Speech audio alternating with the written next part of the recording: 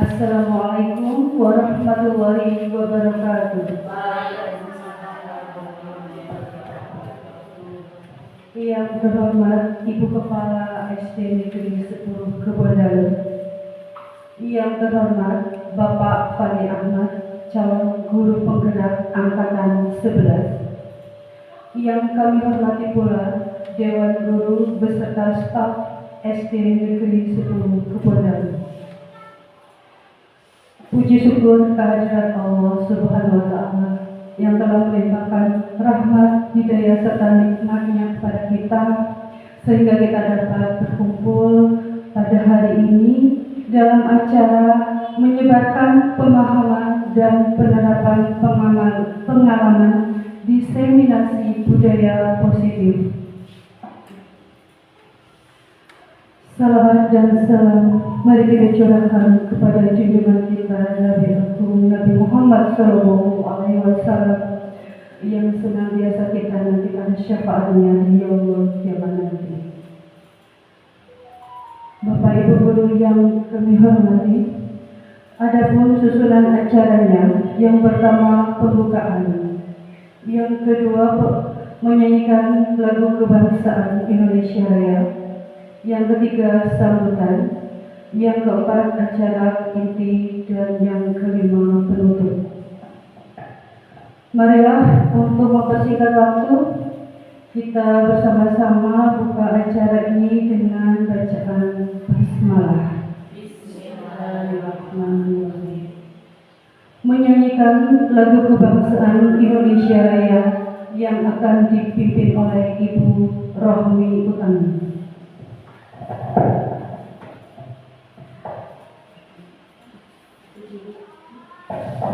Hadirin dimohon berdiri. Bersama-sama kita menyanyikan lagu Indonesia Raya. Dimulai setelah hitungan ketiga. Hiduplah Indonesia Raya, 2, 3. Indonesia tanah airku, tanah tumpah darahku. Di sanalah aku berdiri, jadi pandu ibuku. Indonesia kebangsaanku, bangsa dan tanah airku. Marilah kita berseru, Indonesia bersatu. Hiduplah tanahku, hiduplah negeriku, bangsaku, rakyatku semuanya. Bangunlah jiwanya, bangunlah badannya untuk Indonesia Raya. Indonesia Raya, merdeka, merdeka, tanahku, negeriku yang ku cinta. Indonesia Raya, merdeka, merdeka, hiduplah Indonesia Raya. Indonesia Raya, merdeka, merdeka, tanahku, negeriku yang ku cinta. Indonesia Raya, merdeka, merdeka, hiduplah Indonesia Raya.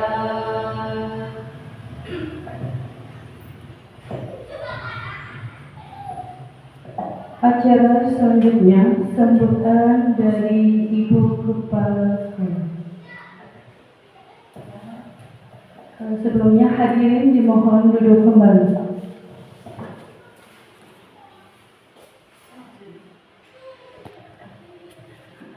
Acara berikutnya sambutan dari Ibu Kepala Sekolah. Kepada yang terhormat Ibu Sutiatmini SPSD kami persilahkan.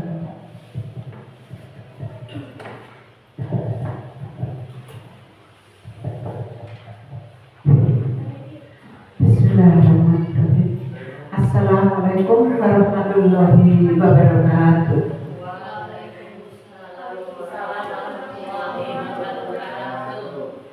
Kepada yang terhormat Bapak Ibu Guru semuanya, dan yang paling utama Bapak Fandi Ahmad selaku calon guru penggerak angkatan 11. Bapak dan Ibu yang saya hormati, pertama-tama marilah kita menunjukkan pamit untuk manjatkan puji dan syukur kehadirat Allah Subhanahu wa Ta'ala yang telah melimpahkan rahmat, hidayah dan inayahnya, sehingga pada kesempatan kali ini kita bisa berkumpul dalam rangka mengikuti kegiatannya Pak Fandi Ahmad, yaitu dalam rangka menyebarkan pemahaman dan penerapan pengalaman diseminasi budaya positif dalam keadaan sehat walafiat tanpa halangan suatu abad.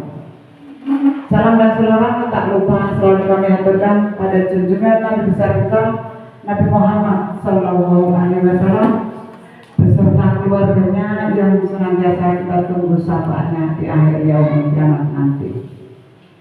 Bapak dan Ibu yang saya hormati, utamanya kepada Pak Fandi Ahmad, ini saya mengucapkan selamat mengikuti kegiatan diseminasi budaya positif, dan mudah-mudahan kita semua bisa mengikutinya dalam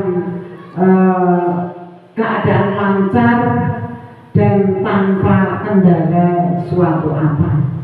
Marilah kegiatan ini kita ikuti dari awal sampai akhir nanti.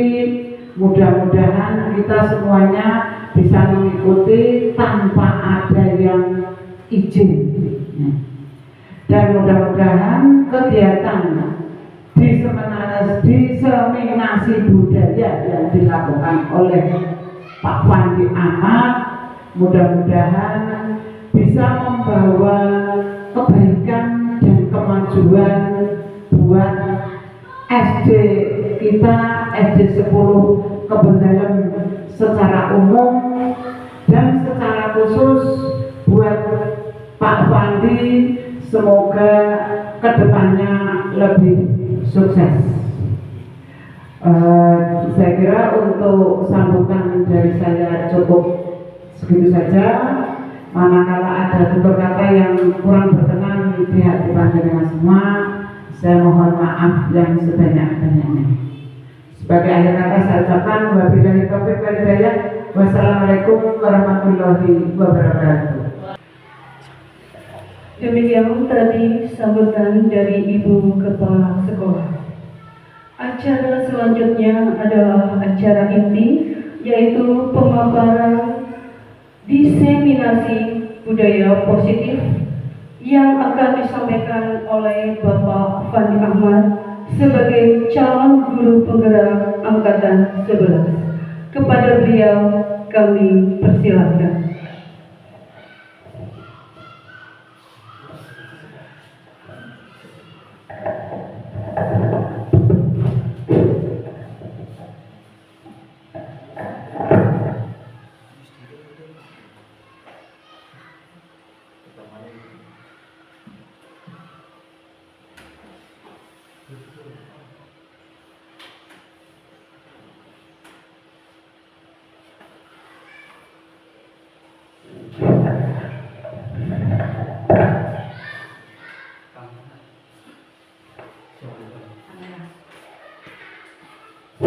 Bismillahirrahmanirrahim. Assalamualaikum warahmatullahi wabarakatuh.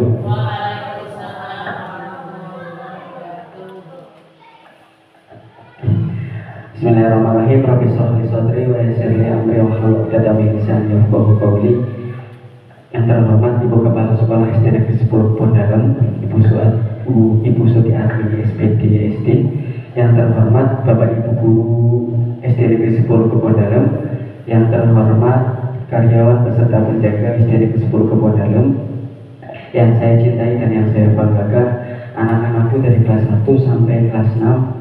Pada kesempatan hari ini saya akan memaparkan hasil ilmu yang saya dapatkan di modul 1.4, di mana modul 1.4 itu tentang budaya positif. Untuk itu, mari kita bersama-sama menyaksikan apa yang sudah saya siapkan. Sebelum acara ini kita mulai, monggo Ibu Bapak bisa merapat sepasang dulu. Sepasang dulu, kita menyamakan perspektif bersama. Pak Latif, monggo. Bu Tati dengan Ibu bisa, dengan Bu Ut boleh bisa. Ya apa kita. Oke, silakan bisa berdiri berhadap-hadapan. Ya, berhadapan. Siap. Oke, siap. Kita hitungan dalam hitungan 3 nanti mengikuti ini ya.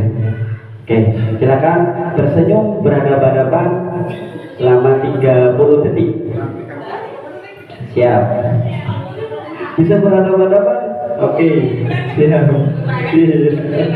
Siap. Oke. Hitungan 1, 2, 3. Kita mulai. Oke, lepaskan. Kasih senyuman yang terbaik. Oke. Bibir kanan 2 cm ke kanan, bibir kiri 2 cm ke kiri. Oke. Siap. Masih 15 detik lagi. Siap. Ikhlaskan, kasih senyum yang ikhlas. Tabassum fi wajhi akhika laka shadaqah. Senyummu di hadapan saudaramu adalah sedekah. Oke, terima kasih. Alhamdulillahirabbil alamin. Tepuk tangan buat kita semua. Oke, alhamdulillah setelah kita senyum 30 detik tadi, yang awalnya senyumnya terpaksa, lambat laun, lama-kelamaan senyum menjadi senyum yang tidak terpaksa dan insya Allah ikhlas. Oke, kita buat kesepakatan dulu Bapak Ibu, bahwa kesepakatan acara pada siang hari ini yang pertama kita di sini merekam kamera yang ada di sana, terus mohon untuk silent ketika ada teman atau ada yang sedang menyampaikan. Terus yang ketiga ini apa? Pengaturan itu berarti menyepakati apa yang sudah kita bikin kesepakatan. Terus boleh mencatat. Terus yang keempat boleh mengangkat tangan, raise hand ketika mau bertanya. Terus nanti ini berbicara tentang waktu, berarti nanti kita bikin kesepakatan waktu. Kalau sudah lebih mohon ingatkan saya. Terus yang ke apa ini? 6 itu kita saling apa ini tandanya? Bu Sofi, Bu Uut, ini tandanya apa? Saling menyayangi. Oke. Kita bikin perspektif bersama. Mari kita saling menyayangi, baik diri kita. Siapa lagi yang mau menyayangi diri kita kalau bukan diri kita sendiri? Karena diri kita juga perlu motivasi. Terus ini terkait tentang pesan apa yang akan disampaikan setelah ini, mohon untuk bisa dicermati, syukur-syukur bisa dipraktekkan untuk nanti di kelas. Karena setelah saya mengikuti CGP itu sebetulnya baik sekali diaplikasikan untuk ke setiap harinya. Apalagi saya itu mengikut masuk kelasnya hanya seminggu sekali, jadi kadang mengikuti perkembangannya itu agak sedikit kesusahan. Tapi karena di sini posisi kita sebagai seorang guru ya memberikan yang terbaik untuk anak didik kita. Selanjutnya, oke, kita kita hadirkan seutuhnya baik hati dan pikiran kita untuk mengikuti acara pada siang hari ini, biar hati sama pikiran itu kita bergerak berdamai. Gak mungkin kan ada pikiran kita dengan hati kita gak sinkron, otomatis apa yang akan terjadi ya tahu sendiri ya. Maka dari itu mari kita tenangkan hati, tenangkan pikiran, kita sinkronkan mereka berdua, karena mereka berdua antara hati dan pikiran tidak bisa berjalan sendiri ya. Hati kita berbicara apa, pikiran kita berbicara apa, itu harus sinkron. Sudah disatukan? Siap. Oke. Selanjutnya ini ada pertanyaan romantik sebelum saya memulai kegiatan pada hari ini. Yang pertama, pilih setuju atau tidak setuju, Bapak Ibu. Yang pertama, hukuman itu dapat mendisiplinkan anak. Setuju atau tidak setuju? Hukuman dapat mendisiplinkan anak. Setuju. Oke, tergantung hukumannya ya. Kadang ada hukuman yang sifatnya bisa mendisiplinkan, atau justru memberikan down untuk anak. Terus yang kedua, pemberian hukuman dengan hal positif seperti membaca atau membersihkan halaman sekolah dapat meningkatkan disiplin anak. Setuju? Oke, alhamdulillah. Terus yang ketiga, memberi penghargaan dapat meningkatkan motivasi belajar anak. Oke, motivasi yang tadi saya sampaikan ya, bahwa diri kita juga perlu motivasi. Nanti di sini akan kita bahas. Terus, karena tadi kita membahas tentang budaya positif. Apa sih itu budaya positif? Ada yang tahu? Dua kata, budaya sama positif. Menurut ibu bapak di sini, budaya itu apa? Kebiasaan, terus warisan, nilai-nilai, gitu bisa jadi ya. Kalau positif otomatis hal-hal yang baik. Nah di sini, nah ini apa itu budaya positif? Seperti yang tadi sudah disampaikan, bahwa budaya positif adalah sebuah perwujudan dari nilai-nilai atau keyakinan universal yang diterapkan di sekolah. Dan ternyata ketika kita menerapkan budaya positif yang ada di sekolah itu tentu dapat mendorong murid untuk mampu berpikir dan bertindak serta mencipta sebagai proses memerdekakan diri, sehingga murid mampu mandiri dan bertanggung jawab. Inilah hakikat dari budaya positif. Oleh karena itu budaya positif perlu diterapkan di sekolah. Dalam kesempatan ini nanti akan ada 8 pembahasan terkait tentang budaya positif, di mana budaya positif yang pertama, konsep intinya adalah perubahan paradigma belajar. Yang kedua ada disiplin positif. Kalau tadi budaya positif, kalau ini disiplin positif. Terus yang ketiga ada nilai-nilai kebajikan. Yang keempat ada kebutuhan dasar manusia. Yang kelima ada motivasi perilaku manusia. Yang keenam ada posisi kontrol guru. Yang ketujuh ada keyakinan kelas. Dan yang kedelapan ada segitiga restitusi.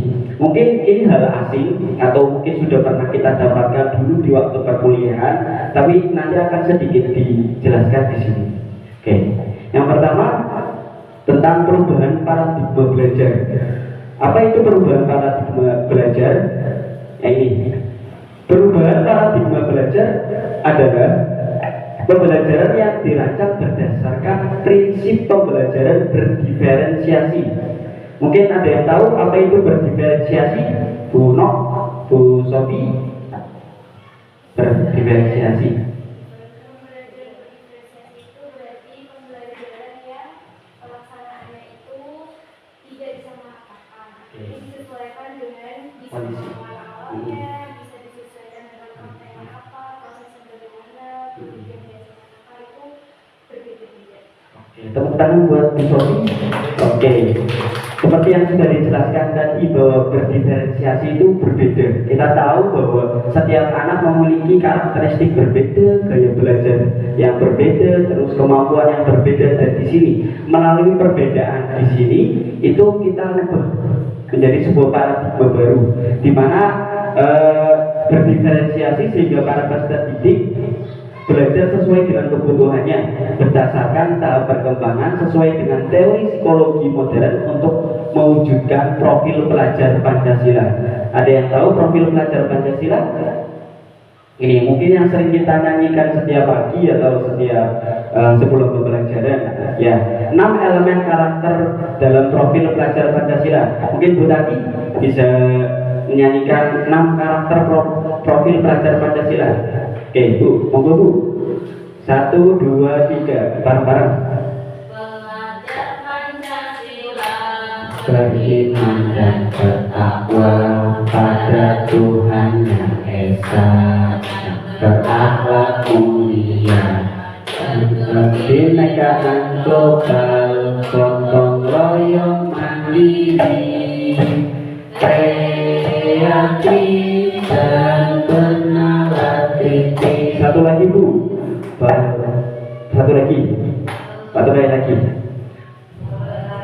Belajar Pancasila dan bertakwa pada Tuhan yang Esa, akhlak mulia, kebinekaan global, gotong royong mandiri, kreatif dan bernalar kritis. Oke, alhamdulillah, tepuk tangan buat kita semua. Oke, inilah 6 karakter, 6 elemen karakter yang ada dalam profil pelajar Pancasila dengan harapan setiap peserta didik memiliki karakter 6 ini. Ya, yang pertama ada beriman kepada Tuhan Yang Maha Esa, yang kedua berkebinekaan global, yang ketiga bergotong royong, keempat kreatif, kelima bernalar kritis, dan keenam mandiri. Kita lanjut, ini miskonsepsi tentang teori kontrol. Apa itu teori kontrol? Bahwa di sini ini ada 2 gambar, yang satu anak, yang satu guru. Ini posisi, ini miskonsepsi. Tahu istilah miskonsepsi? Bagi hal yang sebetulnya perlu kita perbaiki. Di sini ilustrasinya itu guru mengontrol murid.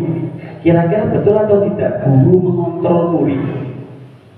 Kurang tepat ya, karena di sini posisinya guru bertugas menuntun fitrah yang ada dalam diri murid. Fitrahnya apa? Fitrahnya itu terkait tentang kodrat alam sama kodrat zaman. Terus yang kedua, ilustrasi bahwa semua penguatan itu positif dan bermanfaat. Betul ya.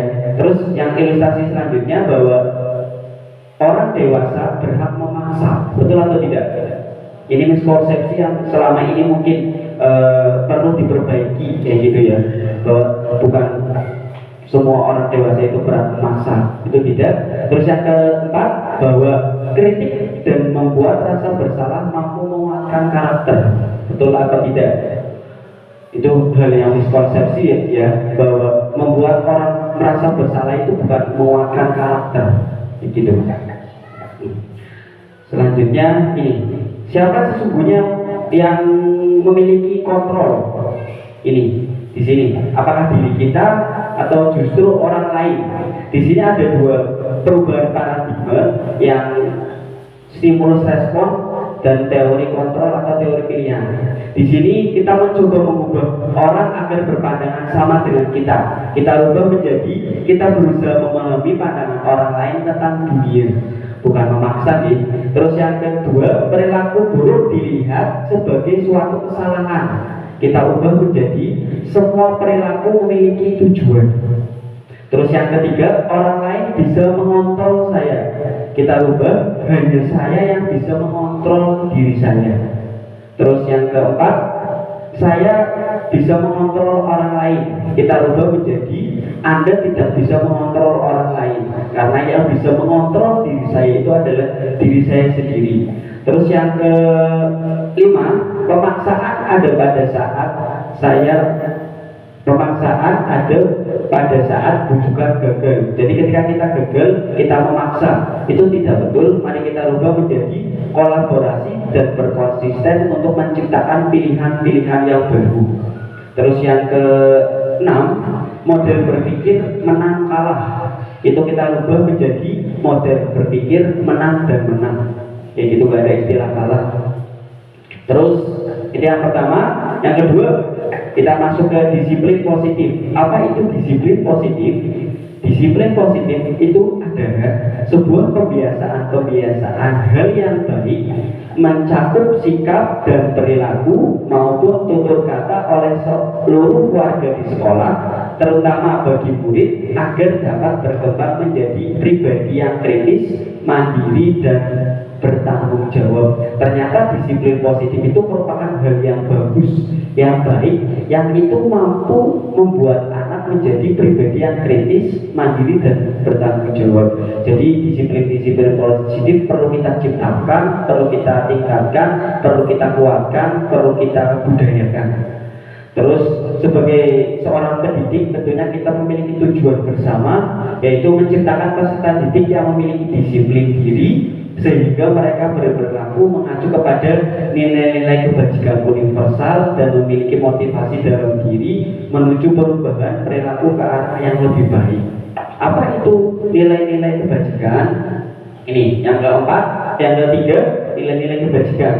Nilai-nilai kebajikan itu adalah nilai-nilai adalah sifat-sifat positif manusia yang merupakan tujuan mulia yang ingin dicapai setiap individu. Nilai-nilai tersebut bersifat universal, lintas bahasa, suku, bangsa, agama maupun latar belakang.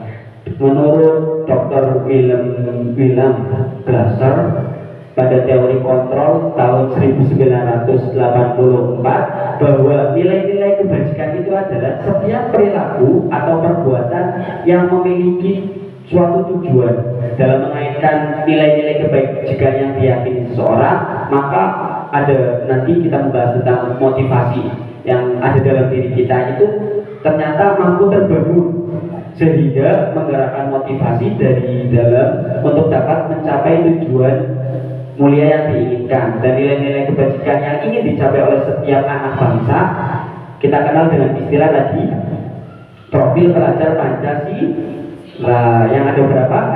Ada berapa elemen karakter?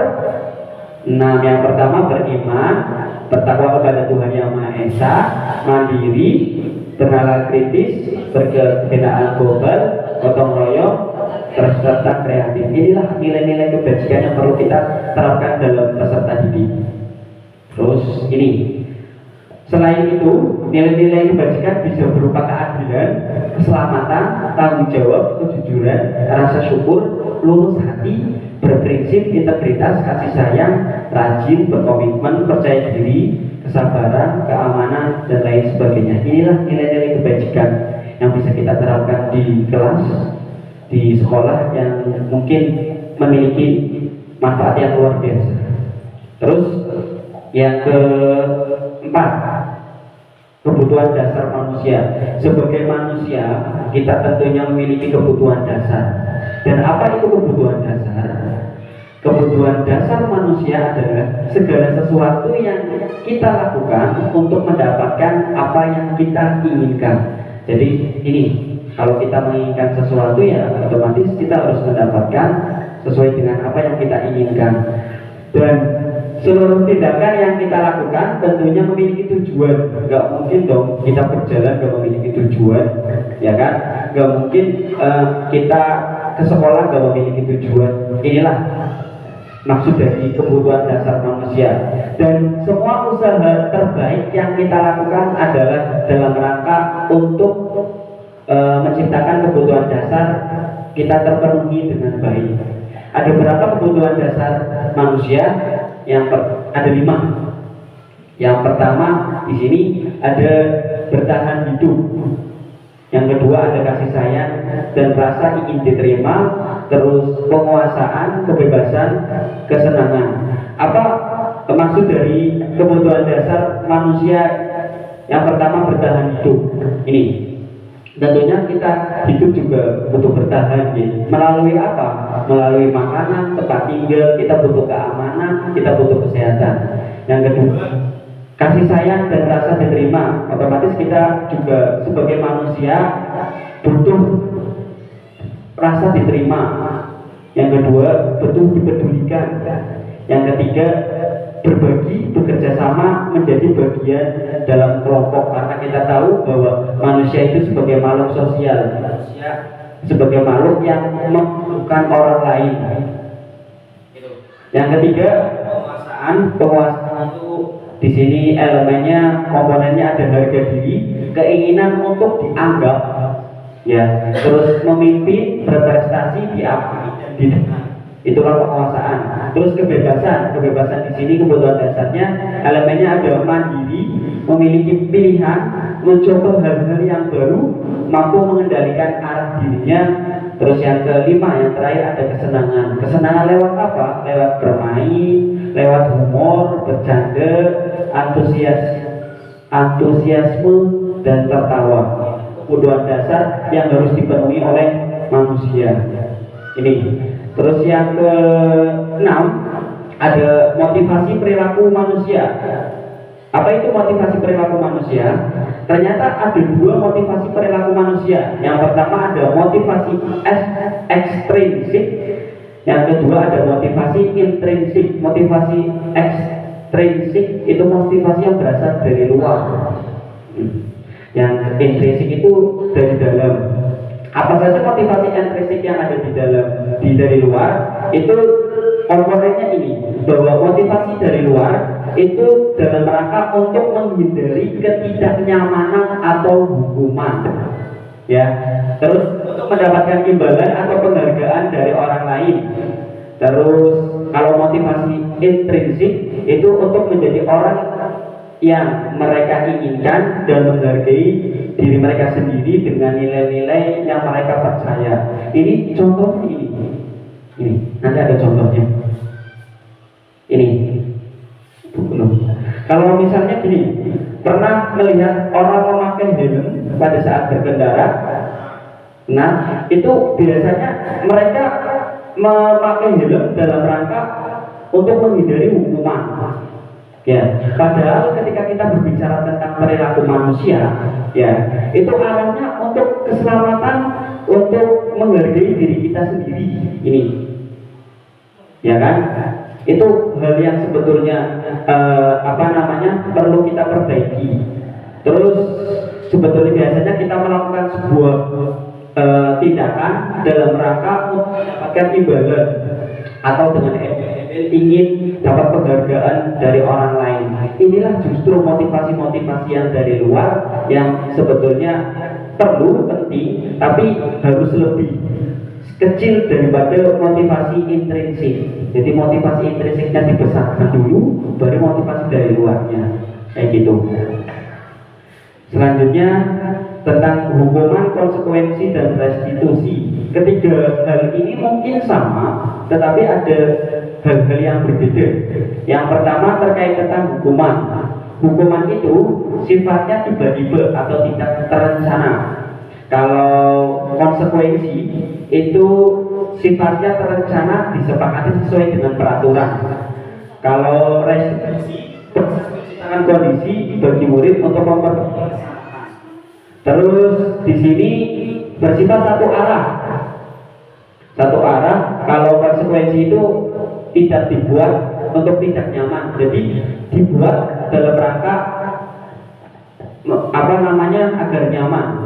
Terus restitusi itu proses kolaborasi yang mengajarkan murid untuk mencari solusi sendiri.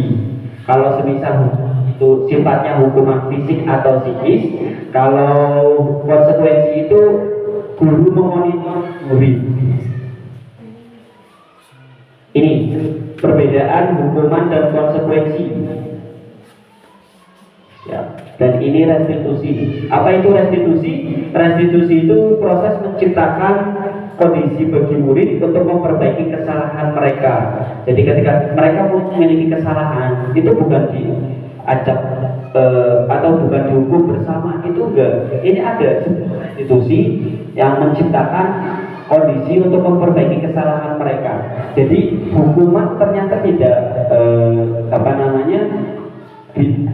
yang kayak tadi mendisiplin anak itu tidak. Coba ini ada pilihan, apakah itu hukuman atau konsekuensi? Ya, coba. Yang pertama, mencatat 100 kali di dalam buku dengan kalimat saya tidak akan terlambat lagi karena terlambat sekolah. Hukuman atau konsekuensi? Hukuman. Terus yang kedua, lari mengelilingi lapangan basket 2 kali karena terlambat hadir di sekolah, hukuman atau konsekuensi? Hukuman. Terus yang ketiga, murid diminta untuk push up 15 kali karena tidak menggunakan masker di sekolah, hukuman atau konsekuensi? Murid diminta untuk push up 15 kali karena tidak menggunakan masker, konsekuensi atau hukuman? Konsekuensi. Terus menggantikan kertas tugas teman yang telah dicoret-coret, hukuman atau konsekuensi? Konsekuensi atau hukuman? Kayak ada yang konsekuensi, ada yang hukuman. Nanti kita bahas. Terus membersihkan tumpahan air di meja tulis karena tersenggol pada saat belajar, hukuman atau konsekuensi? Suruh membedakan ya nanti. Yang selanjutnya, murid disuruh untuk tidak mengenakan sepatu seharian di sekolah karena tidak mengenakan sepatu hitam, hukuman atau konsekuensi?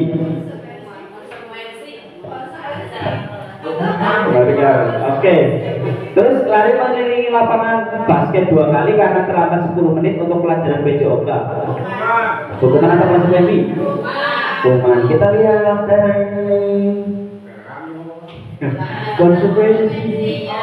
Jadi kalau konsekuensi itu kata kuncinya aturan tapi dilanggar.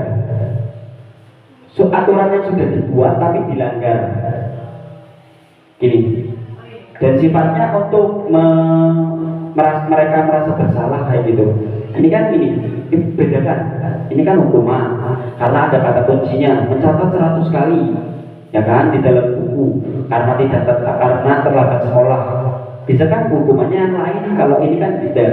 Terus mengelilingi lapangan sepak bola, mengelilingi lapangan basket 2 kali karena terlambat di sekolah, itu hukuman. Karena sifatnya mendadak, tiba-tiba, tadi disampaikan. Kalau hukuman itu sifatnya tiba-tiba, kalau konsekuensi itu terencana. Iya, perjanjian. Terus murid diminta push up 15 kali karena tidak menggunakan masker di sekolah. Itu sebuah hukuman. Mengganti kertas tugas teman yang telah dicoret-coret akibat konsekuensi, dan itulah sebuah konsekuensi. Terus membersihkan tumpahan karena sudah melakukan sebuah kesalahan, dan itulah konsekuensinya membersihkan tumpahannya. Terus murid disuruh untuk tidak mengenakan sepatu seharian di sekolah karena tidak menggunakan ini hukuman karena sifatnya tiba-tiba. Terus lari mengelilingi lapangan basket 2 kali karena terlambat 10 menit untuk pelajaran PJOK. Mungkin pelajaran PJOK-nya sudah membuat kesepakatan bersama, gitu. Terus posisi kontrol guru.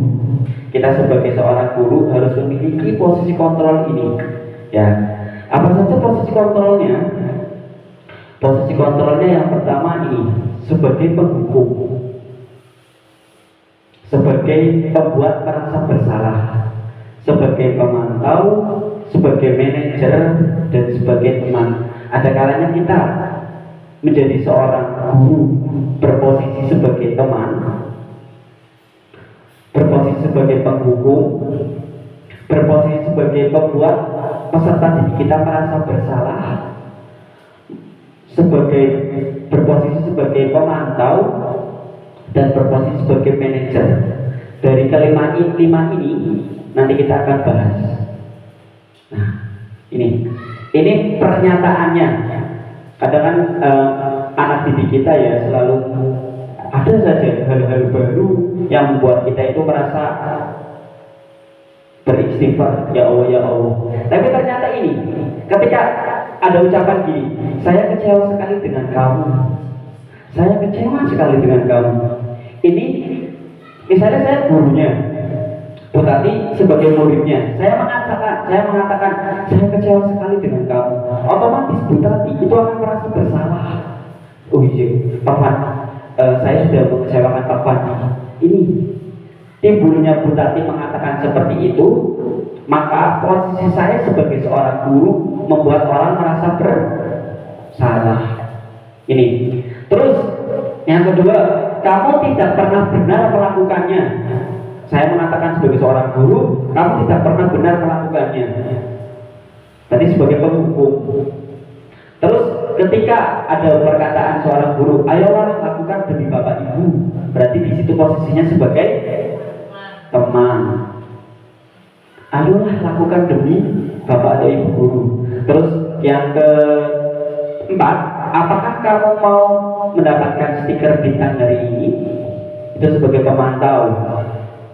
Kalau semisal kamu memiliki grade yang tinggi, terus semangat belajarnya kayak gini, kamu akan mendapatkan bintang, otomatis kan dipantau.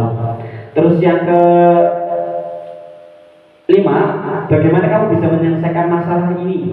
Ini nanti posisi kita sebagai seorang guru, sebagai manajer.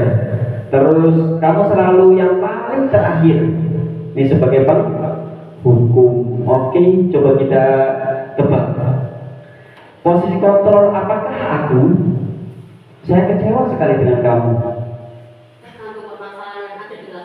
Bukan, enggak, pilihan yang tadi 5 kontrol tadi. Coba posisi kontrol kan tadi ada 5, apa saja? Yang pertama tadi posisi kontrol, penghukum, membuat rasa bersalah. Ketiga, teman. Terus keempat, akhir. Ada 5, coba posisi kontrol seorang guru ada 5. Yang pertama manajer, terus penghukum, teman, membuat rasa bersalah. Satunya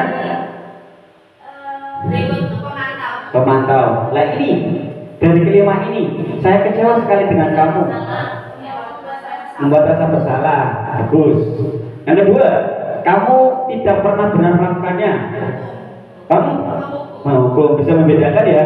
Terus, apakah rencanamu menyelesaikan masalah ini? Manajer, bagus. Terus, kamu tidak akan mendapatkan nilai jika tidak mengerjakan tugas. Kamu tidak akan mendapatkan nilai, berarti ada sebuah apa? Ada pantauan. Ketika kamu tidak mengerjakannya, tidak mendapatkan nilai, dipantau dulu ya. Berarti otomatis kan muridnya juga mengerjakan ini. Terus ini, udah, oke, alhamdulillah. Yang selanjutnya ini ada keyakinan kelas. Keyakinan kelas. Pernah mendengar istilah keyakinan kelas? Oke, mengapa tidak peraturan saja? Mengapa harus keyakinan kelas? Bukan peraturan tapi keyakinan. Mengapa ini? Ada sebuah banyak pertanyaan pemantik. Mengapa kita memiliki peraturan harus menggunakan helm bila mengendarai kendaraan roda 2? Mengapa peraturan bukan keyakinan? Terus yang kedua, mengapa kita memiliki peraturan 3M, menggunakan masker, mencuci tangan, dan menjaga jarak 1,5 meter? Ini peraturan, mengapa bukan keyakinan? Terus yang ketiga, mengapa kita memiliki peraturan harus datang tepat waktu pada saat mengikuti pelatihan? Mengapa ini peraturan, bukan keyakinan? Ada yang tahu? Kalau nggak dilakukan resikonya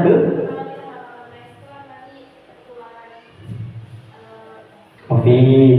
Terus kalau kita tidak menggunakan helm, kecelakaan. Terus kalau kita tidak datang tepat waktu pada saat pelatihan, otomatis kita akan tertinggal karena pak pelatihnya nggak akan mengulangi lagi. Dan untuk mendukung motivasi intrinsik, kembali lagi kepada nilai-nilai atau keyakinan-keyakinan yang lebih menggerakkan seseorang dibandingkan mengikuti serangkaian peraturan sekolah. Dan ini konsepnya. Pertama, kalau Bapak Ibu guru di sini kan sebagai wali kelas, guru kelas. Kalau kita mau bikin keyakinan, itu turunannya yang pertama peraturan kelas, berarti peraturan dulu, baru keyakinan, lingkungan positif, baru budaya positif. Peraturan kelas, contohnya apa saja? Biasanya yang masuk tadi istilahnya harus jangan datang terlambat. Jangan datang terlambat. Itu peraturan kelas. Kalau keyakinan kelas itu arahnya lebih ke hal-hal yang positif. positif, buatnya positif, cuman bahasanya dirubah menjadi bahasa yang positif. Kata-kata jangan itu ternyata tidak baik untuk anak didik kita. Rubah, misalnya jangan lari-lari, diganti berjalan saja yuk daripada lari-lari. Jangan terlambat, tolong datang tepat waktu. Itu dua kata itu ending niatnya sama tapi iya kayak gitu. Itulah keyakinan dengan peraturan kelas. Jadi bikin peraturan dulu baru ke keyakinan. Nih, yang mana yang merupakan keyakinan kelas?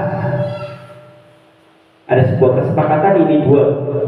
Mana di antara dua ini mana yang keyakinan dan mana yang peraturan? Ini kesepakatan yang pertama, kami guru dan murid saling menyayangi. Kami murid dan yang semangat belajar. Kami murid yang peduli dengan teman-teman. Tahu ini datang tepat waktu, mengucapkan salam, menjaga kebersihan sekolah, berdoa sebelum dan sesudah kegiatan, aktif dalam pembelajaran, tertib. Mana yang keyakinan dan mana yang peraturan? Ini A, ini B. A yang peraturan, B yang keyakinan. Nah, ada lagi? Ada lagi?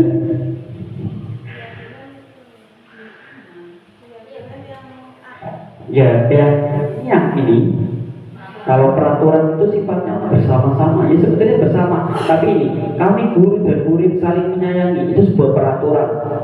Kalau keyakinan itu sini, datang tepat waktu, mengucapkan salam, itu sudah. Setelah kita peraturan ini nggak boleh terlambat, kita bikin kesepakatan ini. Biasanya di kelas tinggi itu cenderung bisa ini. Dan yang terakhir ada segitiga restitusi. Apa itu segitiga restitusi? Ini segitiga restitusi adalah suatu proses dialog yang dijalankan oleh guru agar menghasilkan peserta didik yang mandiri dan bertanggung jawab. Kemarin ada murid kelas 4 itu yang datang terlambat. Ketika saya sudah melaksanakan doa bersama, sudah memulai pembelajaran, tiba-tiba si anak datang. Kemudian saya suruh berdoa sendiri, kemudian saya tanya kenapa datang terlambat di depan teman-temannya. Mereka anak tersebut menjawab karena kesiangan. Saya persilakan duduk.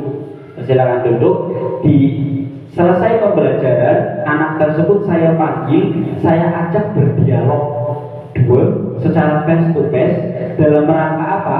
Dalam rangka mengklarifikasi alasan-alasan kenapa kok bisa datang terlambat. Singkat cerita, ternyata datang terlambat karena bangunnya kesiangan. Tentunya bangunnya kesiangan ada penyebabnya. Saya tanya, kenapa kamu bangunnya kesiangan? Tidurnya kemalaman. Kenapa tidurnya kemalaman? Main HP sama nonton TV. Tidur jam berapa semalam? Setengah 12 dan saya tidur Pak karena baterai HP saya habis mati. Itu mereka menceritakan terjadi dialog ini, dan setelah itu saya ajak rebut bersama, ajak berdiskusi bersama. Ternyata ketika saya tidur kemalaman karena HP membuat saya bangun kesiangan dan akibatnya saya terlambat. Ini hal-hal yang kemudian si anak tersebut menyadari, oh iya, ketika saya ini akibatnya ini saya ini, dan kita bikin kesepakatan bersama, kita ajak berdialog. Ketika kalau kamu gak mau bangun kesiangan, kamu tidurnya jangan kemalaman. Kalau kamu boleh main HP, tapi ada batasan waktu-waktunya. Ketika saatnya tidur, ketika saatnya bangun. Jadi tidak ada istilahnya terlambat. Ketika kita terlambat, otomatis tergesa-gesa ke sekolahan, belum sarapan juga si anak tersebut saya katakan. Terus otomatis banyak hal-hal yang menjadi kacau. Begitu. Inilah segitiga restitusi. Dan komponennya apa? Ini Segitiga restitusi ini segitiga ya. Ada 3 tahapan. Yang pertama menanyakan keyakinan, yang kedua menstabilkan identitas, yang ketiga ada validasi tindakan yang salah. Di sini ada nih menstabilkan identitas. Yang pertama, berdasarkan prinsip pembuat kesalahan adalah bagian dari proses pembelajaran. Jadi ketika kita membuat kesalahan itu jangan disalahkan, itu merupakan bagian dari proses pembelajaran. Kita tanamkan dalam diri kita berbuat salah itu wajar, tapi jangan keseringan ini. Terus tidak ada manusia yang sempurna. Ini ketika kita berprinsip pada membuat kesalahan. Terus yang ketiga, Bapak Ibu jangan pernah melakukan itu. Terus yang keempat, Bapak Ibu tidak mau mencari siapa yang salah, tapi Bapak Ibu ingin mencari solusi dari permasalahan ini. Terus yang kelima, kamu berhak merasa begitu. Gitu. Kayak tadi, kamu boleh tidur malam, tapi nanti konsekuensinya kamu harus bangun ya, biar tidak terlambat ke sekolah. Terus yang selanjutnya, segitiga restitusi selanjutnya ada validasi tindakan yang salah. Berdasarkan prinsip setiap perilaku berupaya memenuhi suatu kebutuhan. Ini, kamu pasti punya alasan dong mengapa melakukan hal ini. Padahal kamu bisa melakukan hal yang lebih buruk dari ini ya. Ini validasi yang salah. Terus kamu patut bangga karena telah melindungi sesuatu yang penting buat kamu. Kamu melakukannya karena mempertahankan sesuatu yang penting bagi kamu. Terus ini menanyakan keyakinan berdasarkan teori kontrol bahwa pada dasarnya kita termotivasi secara intrinsik, motivasi yang ada dalam diri kita. Apakah keyakinan kelas kita, kesepakatan yang sudah kita buat tadi, nilai-nilai apa yang kita sepakati bersama, seperti apa gambaran sebuah kelas yang ideal menurut kamu, terus kamu ingin menjadi orang yang seperti apa. Terus yang ke 5, contoh penerapan segitiga restitusi. Tadi saya beberapa minggu ini sudah menerapkan keyakinan kelas yang ada dalam kelas masing-masing, dan mungkin di antara kelas 1, 2, 3, 4, 5, 6, kelas 4, 5, 6 yang bisa diajak untuk melaksanakan kegiatan ini. Kesepakatan kelas, jadi kesepakatan kelas yang masing-masing kelas itu lebih banyak di saya menginginkan kelas yang bersih. Nah pertanyaannya, ketika saya menginginkan kelas yang bersih, apakah kita sudah bertanggung jawab memiliki kelas ini? Itu jawabannya ketika piket saya kabur, saya ini. Makanya perlu dibuatkan kesepakatan kelas. Dan kesimpulan akhirnya, setelah kita mempelajari ke-8 konsep inti dari budaya positif, tentunya kita bisa tahu hal-hal yang baik, hal-hal yang perlu kita tingkatkan, hal-hal yang perlu kita minimalisir ketika kita selama ini memberikan pembelajaran kepada anak ini, dan melalui kegiatan pada siang hari ini mungkin bisa diterapkan ke depannya. Ada hal yang penting yang tadi terkait kontrol guru, ada 5. Ada kalanya kita menjadi seorang penghukum, ada kalanya kita menjadi seorang pembuat merasa bersalah, sebagai teman, sebagai pemantau, dan sebagai manajer. Jadi jangan istilahnya hukuman terus yang kita berikan kepada anak, tapi ada hal-hal yang ternyata mampu mendisiplinkan anak, tidak harus melewat hukuman. Mungkin itu saja yang bisa saya sampaikan, kurang lebihnya mohon maaf. Wabillahi taufiq wal hidayah. Assalamualaikum warahmatullahi wabarakatuh. Tepuk tangan buat kita semua. Saya kembalikan lagi kepada moderator.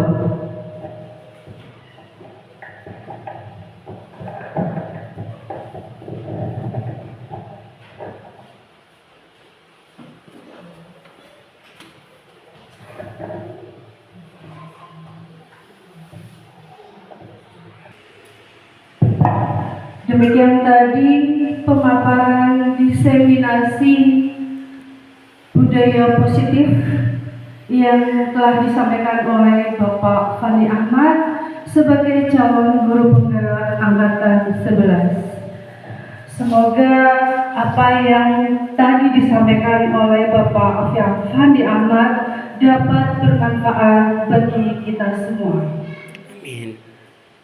Akhir kata, saya selaku pembawa acara mohon maaf kami yang kurang berkenan. Akhirul kalam, wabillahi taufiq wal hidayah. Wassalamualaikum warahmatullahi wabarakatuh.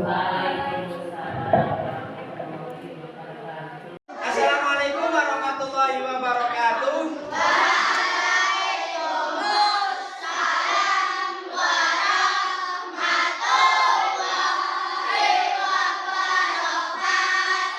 Oke, bertemu lagi dengan mata pelajaran pendidikan agama Islam pada pagi hari ini. Nanti Pak Fandi mau bikin sebuah kesepakatan kelas, di mana kesepakatan kelas ini nanti kita bikin bareng-bareng.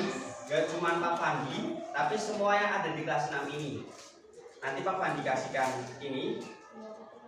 Satu anak mendapatkan satu. Tulis, kamu menginginkan kelas yang seperti apa?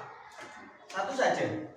Kamu mulai sekarang boleh berpikir, kamu menginginkan kelas 6 itu kelasnya seperti apa? Gini. Tulis saja satu.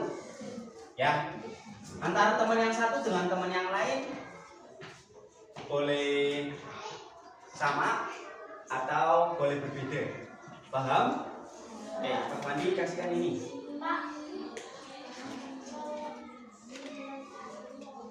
Ya, keinginannya apa kelasnya? Boleh ditulis? Boleh?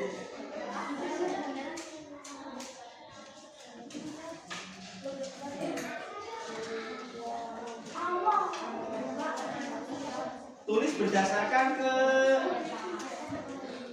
keyakinan kamu, keinginan kamu.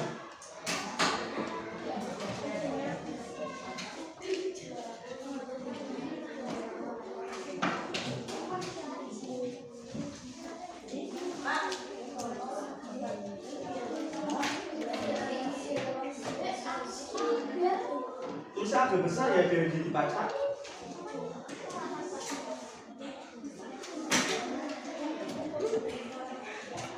Oke, bisa dimulai dari sekarang. Jadi jalan.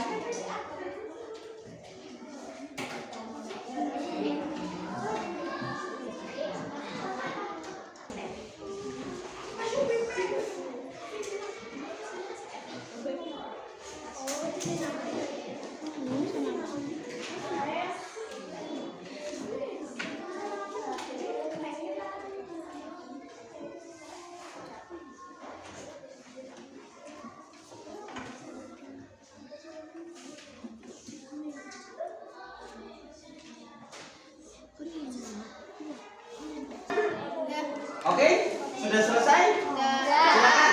Kalau sudah selesai, tempelkan kertas yang sudah kamu tulis di papan tulis.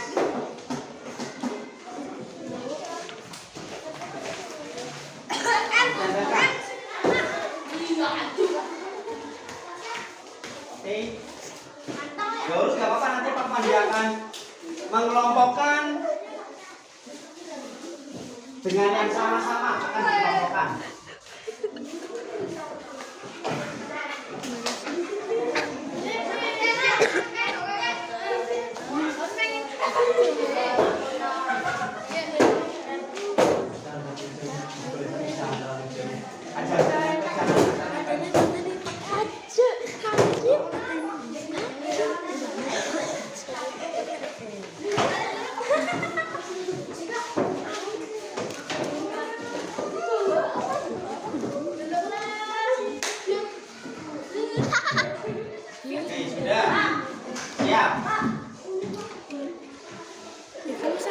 Sudah ya?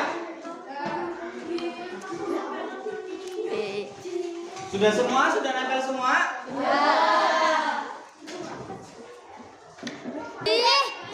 Kok parah, Pak?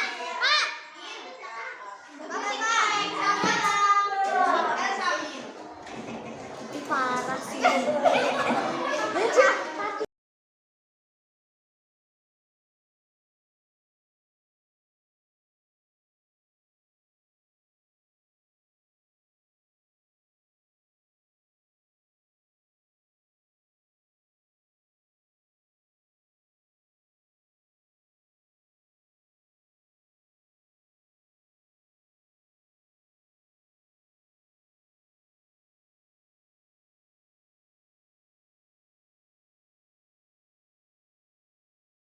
Oke, kalian sudah menulis keinginan dari kelas yang kamu inginkan dan Pak Fani sudah mengelompokkannya menjadi 4. Di sini ada banyak yang menginginkan kelas kita itu kelas yang bersih, otomatis kelasnya bebas dari sampah sehingga pembelajaran itu enak. Yang kedua, kita menginginkan kelas yang tertib akan aturan-aturan yang sudah berlaku. Terus yang ketiga, di sini kamu menginginkan kelas yang tidak berisik, tidak mengganggu antara teman yang satu dengan teman yang lain. Dan kesepakatan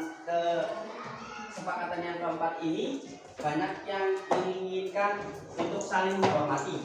Di antara 1, 2, 3, 4 yang lebih banyak yang menginginkan kelasnya bersih. Oke, selanjutnya kita akan membuat kesepakatan kelas bareng-bareng.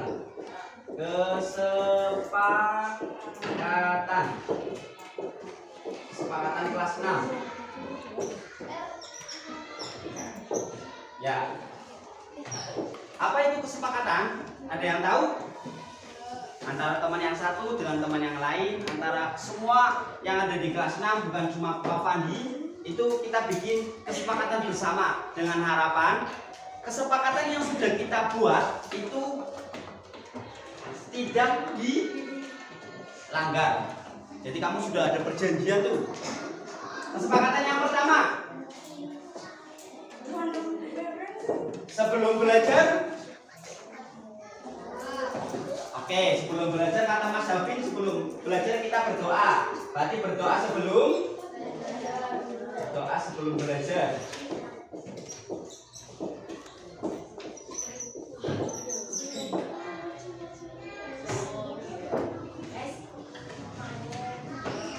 Stop. Oke, ada lagi kesepakatan yang 2. Kita bikin nggak usah banyak-banyak deh, 5. Kesepakatan bersama 5. Di sini saya ada bully-bullyan. Di sini ada kasih pelajaran. Oke. Saling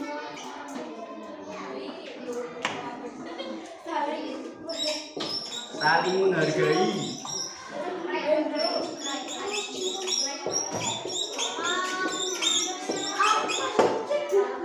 Saling menghargai. Terus ada lagi. Saling menghargai, saling tolong menolong. Boleh.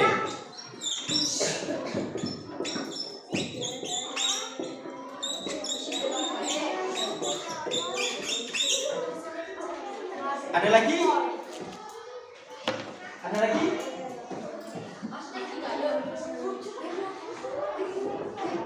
Tiga lagi, dua lagi. Saling menjaga kebersihan, ya.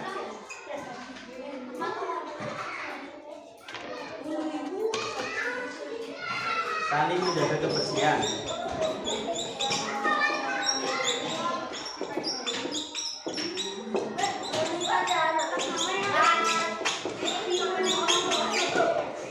Terakhir, kita bikin kesepakatan bersamanya terakhir.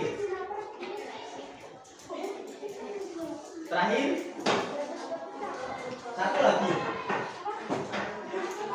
lagi. Saling membersihkan, ini sudah masuk saling menjaga kebersihan. Saling kerjasama, ya.